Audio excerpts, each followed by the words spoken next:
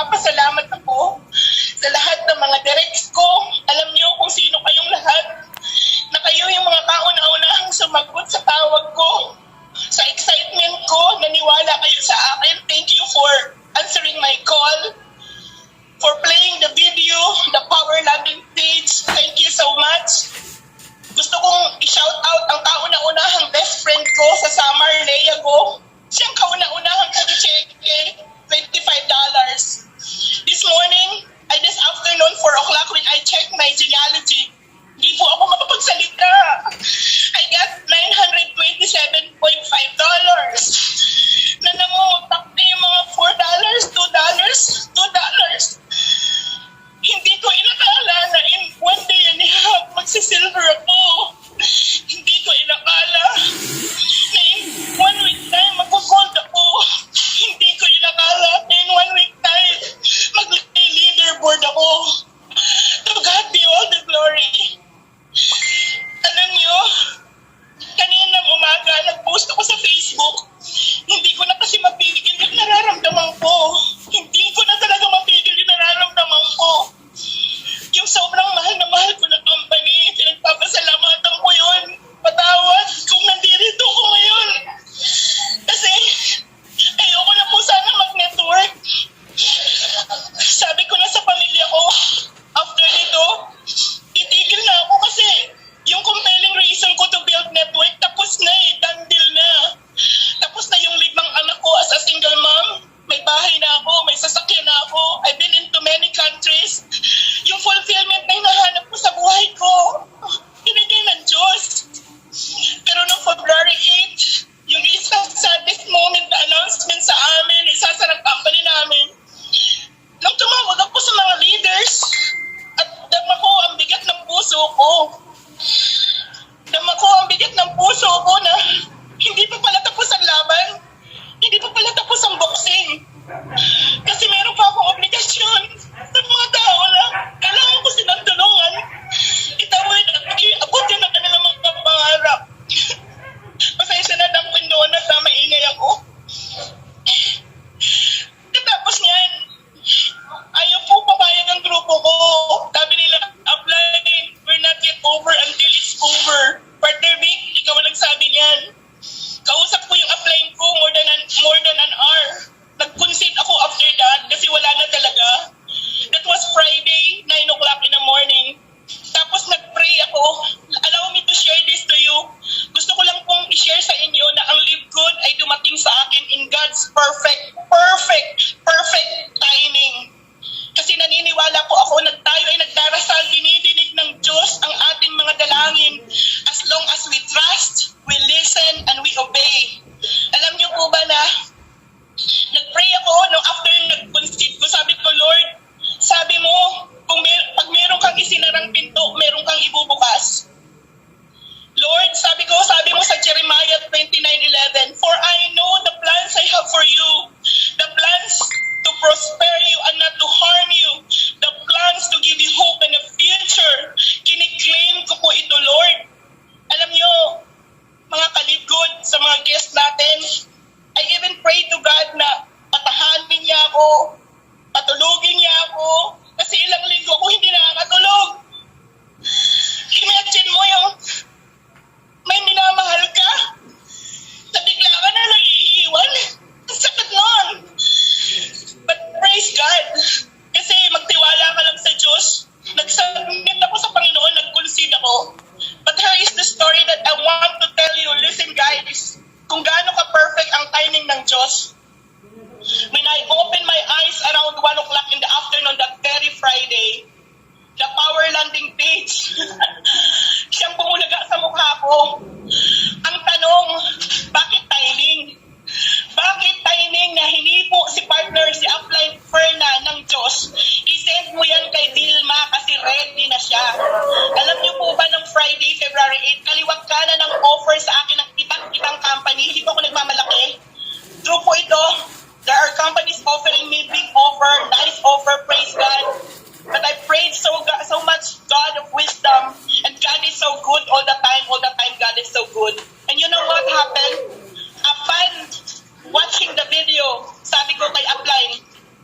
call me back now. But let me tell you this, January 26, I was at the church. My upline was texting me. Sabi niya ganun, B, call ako. Sabi ko, nasa church po ako. Tapos maya-maya, B, call ako. Sabi kong ganun, kumakain kami ng mga anak ko. Wala siyang tigil, persistent. Sabi niya, B, usap tayo. Sabi ko, about saan ba yan? Kasi kung business yan, okay na ako dito. Sabi kong ganun, kita tayo, kapi-kapi tayo, pero walang business. Yun ang sabi ko. And praise God, para dun sa mga nag-i-invite, be sincere. Be sincere. Be intentional. Alam niyo kung bakit? Kung si partner, si Upline Fernan, nag-give up sa akin, wala na. Tapos na boxing. Pero alam niyo po ba na hindi niya ako hinintuan? Kaya nagpapasalamat ako sa iyo from the bottom of my heart. Upline ko, mahal na mahal ko talaga kayo, promise. Kasi hindi lang ako, hindi lang yung buhay ko yung binago mo. Nag-uumpisa pa lang tayo. Imagine mo, ang bilis, hindi ako makapaniwala. Isang linggo, hindi po ako halos makatulog. Sumasabog ang cellphone ko, kaliwat kanan talaga yan. Promise. Alam nyo, I focused to be focused. I did a laser focused. I hustled. I worked it out. I sweat it out. Kinausap ko yung mga anak ko. Sabi kong ganun, I will do my 100% true tell.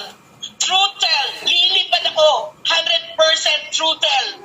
Intindihin niyo ako. Hindi muna ako magpapakain ng aso. Hindi muna ako mag-iintindi ng kahit ano dito sa bahay. Leave me alone in my room. Allow me to work my think and live good.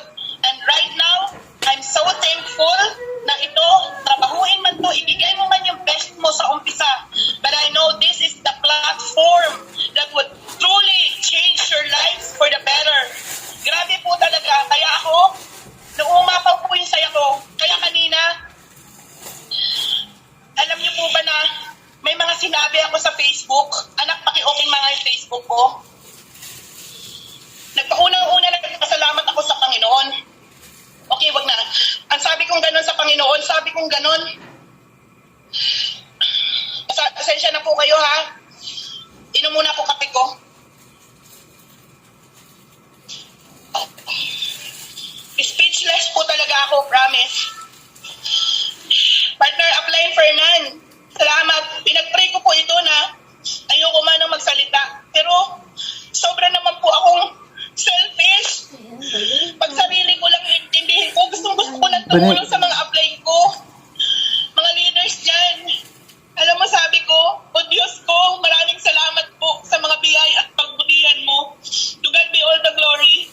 Sabi ko, shout out sa mga friends ko na na-PM ko na, please reply, time is gold, the opportunity is now here. Alam mo, sabi ko, huwag nang magduda sa opportunity na nasa harap mo, magduda ka sa pagdududa mo. Just saying.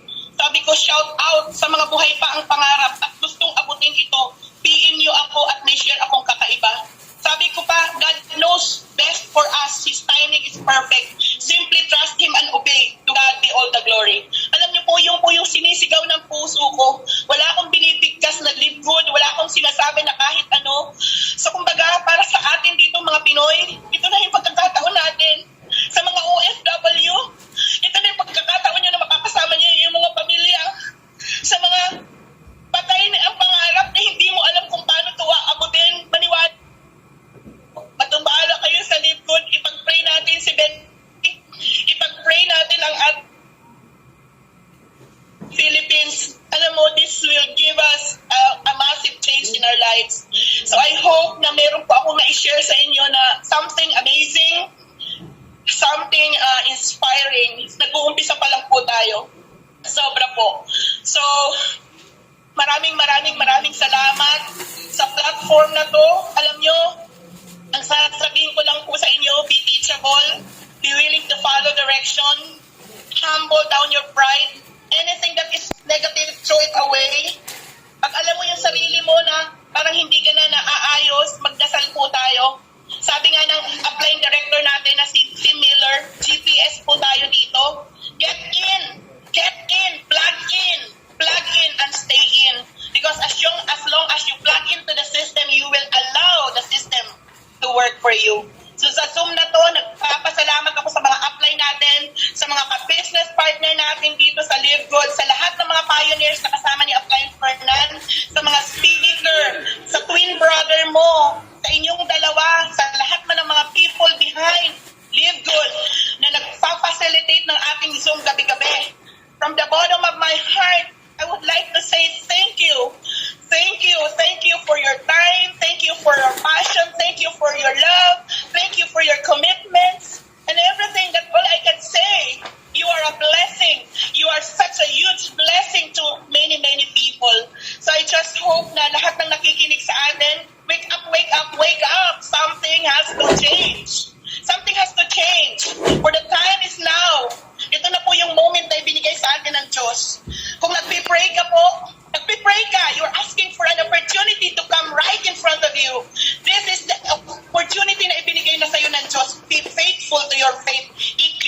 po yan.